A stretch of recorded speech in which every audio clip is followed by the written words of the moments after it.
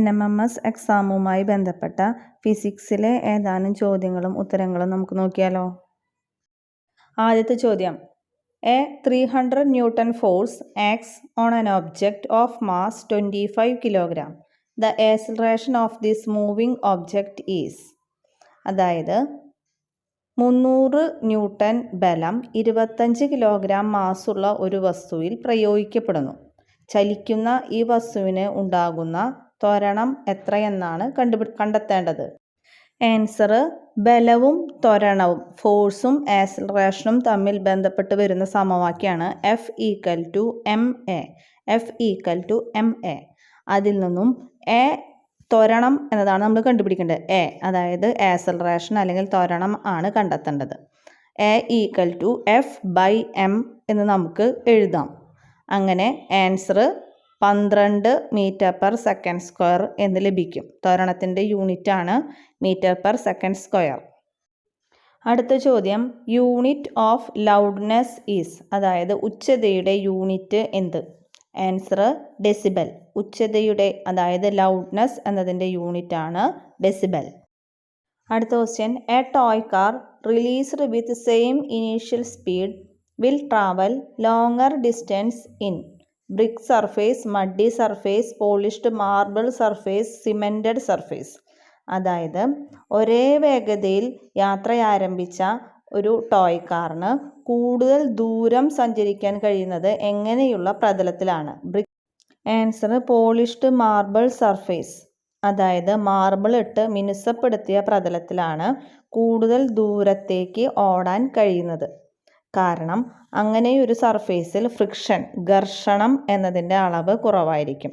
ഘർഷണം കുറവായതുകൊണ്ട് ആ വസ്തുവിന് കൂടുതൽ ദൂരം ഓടാൻ അല്ലെങ്കിൽ സഞ്ചരിക്കാൻ കഴിയുന്നു.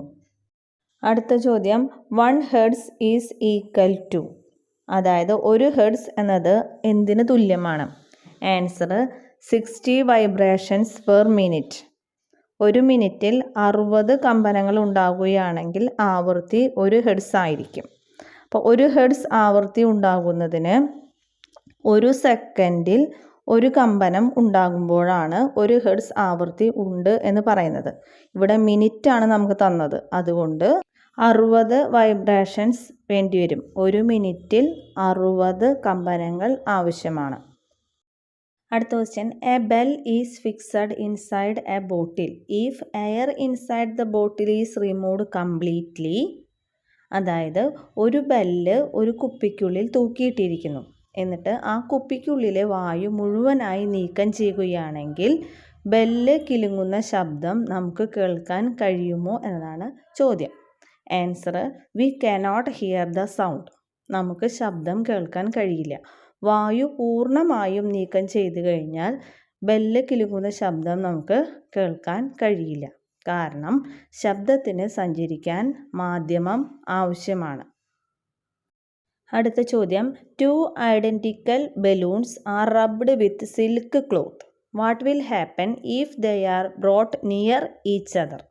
അതായത് 2 ഒരേപോലെയുള്ള ബലൂണുകളെ സിൽക്ക് തുണി ഉപയോഗിച്ച് ഉരസുന്നു. അതിനുശേഷം അവയെ അടുത്തു കൊണ്ടുവന്നാൽ എന്ത് സംഭവിക്കും? അവ ആകർഷിക്കുമോ വികർഷിക്കുമോ എന്നതാണ് ചോദ്യം. ആൻസർ, ദേ റിപ്പൽ ഈച്ച് അതർ. അതായത് അവ പരസ്പരം വികർഷിക്കുന്നു. കാരണം സിൽക്ക് തുണി കൊണ്ട് ഉരസുമ്പോൾ 2 ബലൂണിനും ഒരേ തരം ചാർജ് ലഭിക്കുന്നു. അതുകൊണ്ട് തന്നെ ഒരേ തരം ചാർജ് ആയതുകൊണ്ട് അവ പരസ്പരം വികർഷിക്കുന്നു. അടുത്ത ചോദ്യം, a boy is pushing a desk from left to right. The direction of frictional force acting is. അതായത് ഒരു കുട്ടി ഒരു ഡെസ്ക് ഇടത്തു നിന്നും വലത്തോട്ട് ഉന്തുന്നു. അപ്പോഴുണ്ടാകുന്ന ഘർഷണ ബലത്തിൻ്റെ ദിശയാണ് കണ്ടെത്തേണ്ടത്.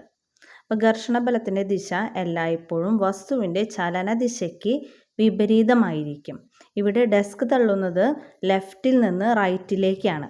അതുകൊണ്ട് ഫ്രിക്ഷണൽ ഫോഴ്സ്, ഘർഷണ ബലത്തിൻ്റെ ദിശ റൈറ്റിൽ നിന്ന് ലെഫ്റ്റിലേക്കായിരിക്കും. അടുത്ത ചോദ്യം, which graph represents A body at rest. അതായത് നിശ്ചലാവസ്ഥയിലിരിക്കുന്ന ഒരു വസ്തുവിനെ സൂചിപ്പിക്കുന്ന ഗ്രാഫ് ഏത്? ആൻസർ, ഗ്രാഫ് ബി ആണ് നിശ്ചലാവസ്ഥയിലിരിക്കുന്ന വസ്തുവിനെ സൂചിപ്പിക്കുന്ന ഗ്രാഫ്. അടുത്ത ചോദ്യം, which graph represents A body moving with uniform velocity? അതായത് സമപ്രവേഗത്തിൽ സഞ്ചരിക്കുന്ന വസ്തുവിനെ സൂചിപ്പിക്കുന്ന ഗ്രാഫ് ഏത്? Answer A. എ എന്ന ഗ്രാഫാണ് സമപ്രവേഗത്തിൽ സഞ്ചരിക്കുന്ന വസ്തുവിനെ സൂചിപ്പിക്കുന്നത്. അടുത്ത ചോദ്യം, 1 സോളാർ ഡേ ഈസ്. ഒരു സോളാർ ദിനം എത്ര സെക്കൻഡാണ് എന്നതാണ് കണ്ടെത്തേണ്ടത്. Answer 86,400 second. ഇത്രയും ചോദ്യങ്ങൾ മനസ്സിലായെങ്കിൽ ലൈക്ക് ചെയ്യാനും ഷെയർ ചെയ്യാനും ചാനൽ സബ്സ്ക്രൈബ് ചെയ്യാനും മറക്കല്ലേ. നിങ്ങളുടെ കമൻറ്റിനായി കാത്തിരിക്കുന്നു.